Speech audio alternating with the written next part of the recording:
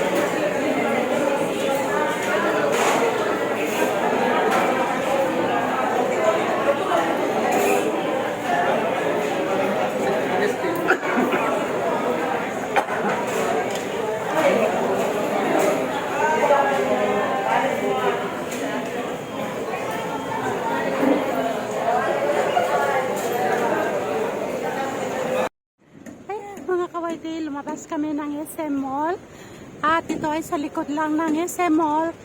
Bumaba kami at gusto kong ipakita sa inyo ang likod ng SM Mall at nakita ko kasi na mayroong bundok at mayroong dagat at napakasarap magpahangin dito.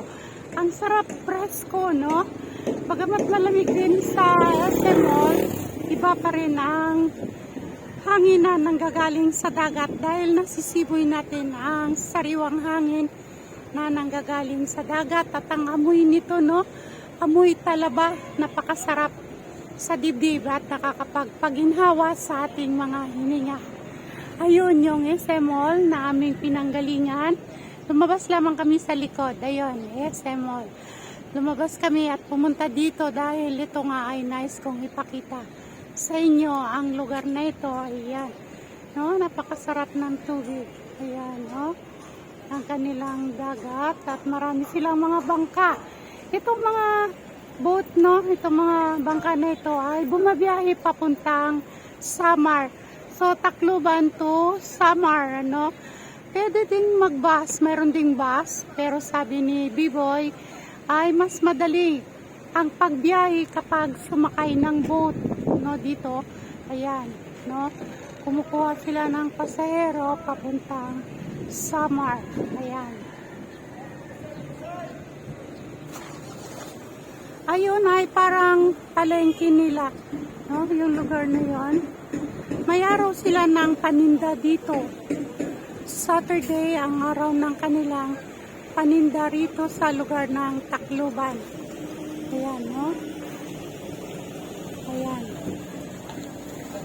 Ayan, si B-Boy. Ayan. Si B-Boy. Ayan, B-Boy. Kaway-kaway, B-Boy. Ayan. Si B-Boy, no? Ayan. At mayroon nga silang isang place pa dito. Kaya lang, hindi tayo makapasok dyan dahil for the meantime, sinara daw muna ito. Port of Tacloban.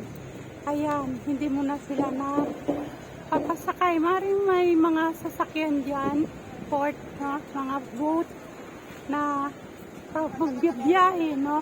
Sa iba't ibang lugar. Ayan, may nakadaong dito na bangka. Ayan, no? Ayan. Okay.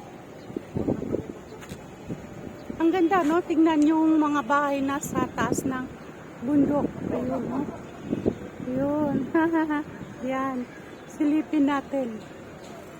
Ayan, ang ganda, no? Yun. Ang ganda. Ayan. Mahangin at malamig yan dyan sa kanilang place. Ayun. At dun sa taas ay mayroong signal. Ayun, no? Sa taas ng bundok, mayroong signal. Cloudy ngayon, no? Mga kawaiti. Ayan, no? Madilim ang kalangitan. Pero dito sa baba ay maliwanag naman. Ayan, no? Ayan, may mga kanyugan sila. At may mga signal sila dyan. Maring may radio signal sila dyan, no? Kaya kumukuha sila ng signal.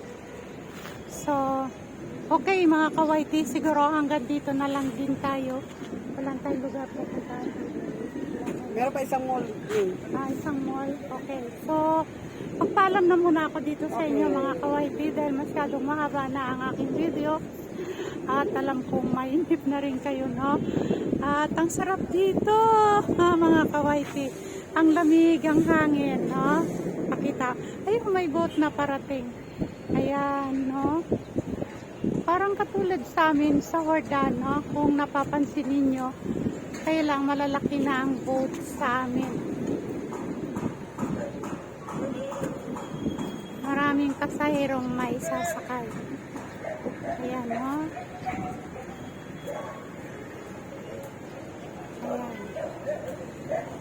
So, okay mga kawaiti, magpapalam na ako sa inyo. Maraming salamat sa inyong lahat at alam kong nandyan lang kayo na patuloy na nagsusupport sa aking mga videos.